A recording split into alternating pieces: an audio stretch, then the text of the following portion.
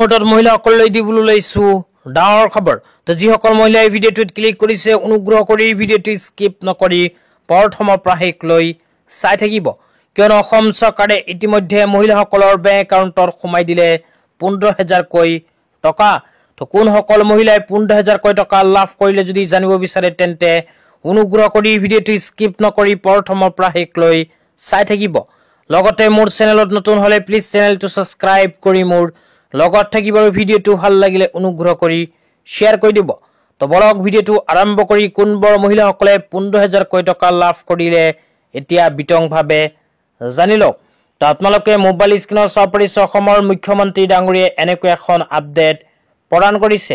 তো ইয়াতে কি লিখা আছে প্ৰথমে পঢ়ি শুনাই দিছো, তাৰ পিছত আপোনালোকক বিতংভাৱে বুজাই দিছো।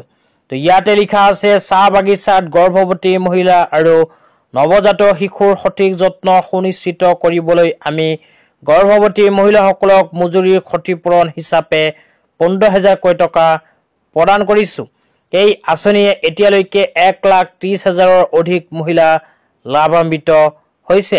তেওঁলোকৰ বেংক একাউণ্টত পোনপটীয়াকৈ ধনৰাশি লাভেৰে এতিয়ালৈকে 127 কোটি টকা অসম চৰকাৰে প্ৰদান কৰিছে। তাৰ পিছত আপোনালোকে মোবাইল স্ক্ৰীনত চাব পাৰিছে এনেকুৱা আৰু এখন আপডেট প্ৰদান কৰিছে। তো ইয়াতে লিখা আছে মহিলাৰ প্ৰয়োজনীয়তা আৰু সুৰক্ষাৰ ক্ষেত্ৰত অসম চৰকাৰ দায়বদ্ধ।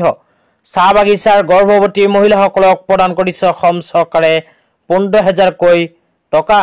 তো যিসকল মহিলাই চাহ বাগিচাৰ শ্ৰমিক, যিসকল মহিলাই চাহ বাগিচাত বসবাস কৰে সেইসকল মহিলাক অসম চৰকাৰে গৰ্ভ অৱস্থাৰ সময়ত মজুৰিৰ ক্ষতিপূৰণ হিচাপে 15,000কৈ টকা সোমাই দিছে।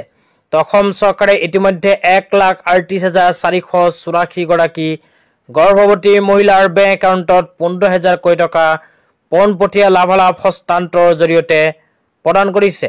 তো ইয়াৰ বাবে 127.77 কোটি টকা অসম চৰকাৰে প্ৰদান কৰিছে। তো আপোনালোকে যদি চাহ বাগিচাত বসবাস কৰি আছে তেন্তে আপোনালোকে এইখন আঁচনিৰ ধন আপোনাৰ বেংক একাউণ্টত লাভ কৰিছে নে নিশ্চয় এইটো ভিডিঅ'ৰ কমেণ্ট বক্সত কমেণ্ট কৰি জনাই দিব। তো আজি ইমান এই ভিডিঅ'টো চাই কেনে পালে নিশ্চয় জনাই দিয়ক। তো ধন্যবাদ।